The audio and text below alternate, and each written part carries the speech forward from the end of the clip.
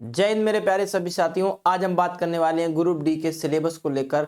और group D का syllabus जो है वो आपके सब्जेक्ट जो हैं दोस्त मेरे, वो 4 सब्जेक्ट हैं। आपकी बात करेंगे मैथ, रीजनिंग, जीएस की बात करेंगे, जनरल साइंस बात करेंगे, जीए की, जनरल अवेयरनेस बात करेंगे, करंट अफेयर्स की। इतने सब्जेक्ट आपको कंप्लीट करने होंगे और सारे सब्जेक्टों पर हमें अपनी अच्छी तरीके से पकड़ बनानी होगी। और पकड़ आप तभी बना सकते हो जब सारे सब्जेक्टों का आपको सिलेबस पता हो कि सिलेबस किस तरीके से हम लोगों को पेपर में पूछा जाता है, कौन कौन चैप्टर से प्रश्न आते हैं, किस किस चैप्टर से कितने प्रश्न आते हैं, सारा कुछ आपको पता होना चाहिए। अगर ये पता है तो आपको पेपर में जब आप एग्जाम देने जाओगे तो कोई भी प्रॉब्लम नहीं होगी, आराम से पेपर पहले अटेम्प्ट में ही निकल जाएगा। तो दोस्त मेरे, मैं मैथ पढ़ाता हूं, तो आज हम बात करने वाले हैं मैथ के सिलेबस को लेकर। ऐसे ही सारे सब्जेक्ट के टीचर अपने अपने सब्जेक्ट में आपको बताएंगे कि कौन से चैप्टर से कितने प्रश्न आएंगे और कौन से प्रश्न जो होंगे वो पेपर में इंपॉर्टेंट होंगे, किस चैप्टर से प्रश्न ज्यादा पूछे जाते हैं, सारा कुछ हम डिस्कस करेंगे।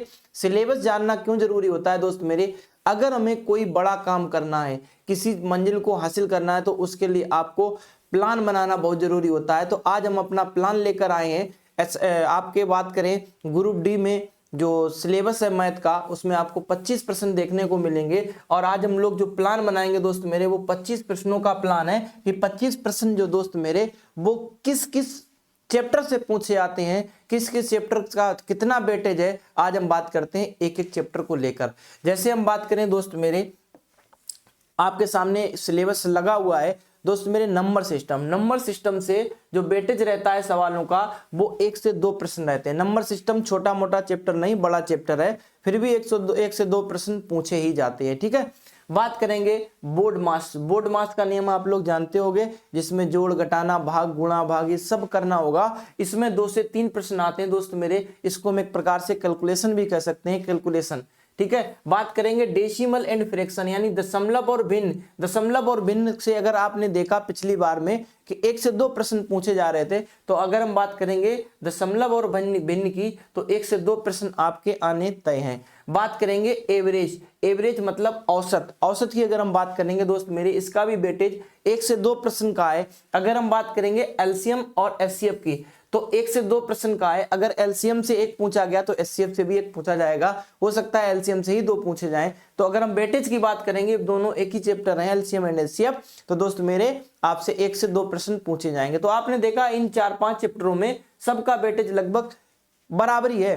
तो यानी कि सारे चैप्टर जो है हमारे लिए मोस्ट इंपॉर्टेंट चैप्टर है। एक एक चैप्टर पर हम अच्छे से पकड़ बनाएंगे, अच्छे से तैयारी करेंगे, अच्छे से सिलेक्शन लेंगे। ठीक है भाई, चलिए बात करेंगे रेशियो एंड प्रोपोर्शन, जिसको अनुपात समानुपात कहते हैं दोस्त। इससे 2 से 3 सवाल पूछे जाते हैं। अगर हम बात करेंगे परसेंटेज में 2 से 3 सवाल पूछे जाते हैं। टाइम एंड वर्क, अब परसेंटेज के साथ में ही प्रॉफिट लॉस आता है, उससे भी 1-2 प्रश्न पूछे जाते हैं। अगर हम बात करेंगे टाइम एंड वर्क की, टाइम एंड वर्क से 2 से 3 प्रश्न आएंगे। टाइम एंड वर्क के में जो अगर हम बात करेंगे टाइम एंड डिस्टेंस की, टाइम एंड डिस्टेंस से 2 से 3 प्रश्न आते हैं। ठीक है, अच्छा टाइम एंड वर्क की अगर हम बात करें, तो टाइम एंड वर्क में और भी चैप्टर होते हैं। जैसे हम इसमें बात करें पाइप एंड टंकी की, टाइम एंड वर्क से ही रिलेटेड है। ठीक है, तो टाइम एंड वर्क जो है उसमें 2 से 3 प्रश्न आएंगे। इसके बाद टाइम एंड डिस्टेंस में जैसे हम बात करें, आपकी ट्रेन हो गया, आपका नाव धारा हो गया, आपका रेस हो गया, इन सभी से मिलाकर ये सब चैप्टर किस में आते हैं? टाइम एंड डिस्टेंस में आते हैं दोस्त। तो टाइम एंड डिस्टेंस जो है उससे आपके 2 से 3 सवाल आते हैं। ठीक है, इसके बाद बात करेंगे नेक्स्ट चैप्टर की। जैसे हम बात करेंगे सिंपल और कंपाउंड इंटरेस्ट, यानी कि साधारण चक्रवृद्धि ब्याज से लगभग 1 प्रश्न देखा जा रहा था पिछली बार, वही वेटेज इसमें है। 1 से 2 प्रश्न इसमें भी पूछे जाते हैं, चाहे आप सीआई की बात करें चाहे आप एसआई की बात करें। बात करें प्रॉफिट लॉस से, तो 1 से 2 प्रश्न देखने को मिले, तो 1 से 2 प्रश्न का वेटेज है।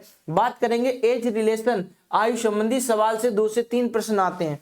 तो बात करें अगर हम 2 से 3 की लें, तो 2 तो मान ही लो। ठीक है, और ये 2 से 3 जो सवाल आते हैं वो हो सकता है औसत से रिलेटेड पूछ दें।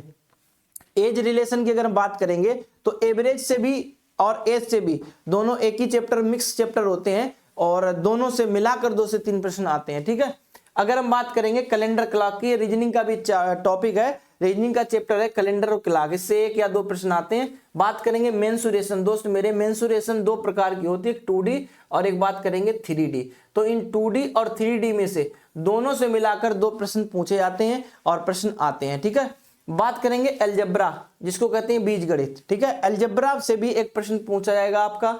इसके बाद बात करेंगे ज्योमेट्री एंड ट्रिग्नोमेट्री से। अच्छा, अलजेब्रा की अगर हम बात करें, बेसिक चीजें पूछी जाती हैं, जैसे a+b के जितने भी फार्मूले होते हैं वो अगर आपने पढ़ लिए तो उसी से रिलेटेड आपको मिल जाएगा अलजेब्रा में। अलजेब्रा में जो प्रश्न मिलेगा वो आपको सिंप्लीफिकेशन में भी देखने को मिलेगा। ठीक है, ऐसे ही हल्के प्रश्न पूछे जाएंगे। बात करेंगे ज्योमेट्री एंड ट्रिग्नोमेट्री की। इससे दोस्त मेरे 1 या 2 प्रश्न पूछे जाते हैं। ये आपको थोड़ा सा पढ़ना चाहिए और थोड़े से चीजें जो है छोटी चीजें पूछी जाती हैं। ठीक है, बात करेंगे लास्ट में मिसलेनियस मतलब विविध। जो इन सभी चैप्टरों में सभी चैप्टरों से ना पूछा जाए वो किसमें पूछा जाता है, विविध में पूछा जाता है।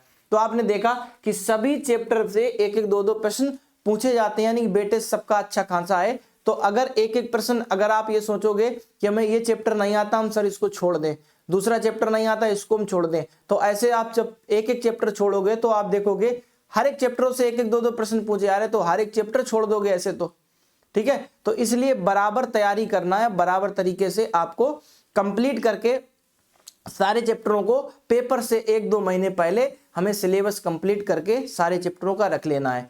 ठीक है भाई, तो ये हमारी सिलेबस की जानकारी थी। ऐसे ही आपको जीएस वाले सर जीएस की जानकारी देंगे, रीजनिंग वाले सर रीजनिंग की सिलेबस की जानकारी देंगे। धन्यवाद, जय हिंद।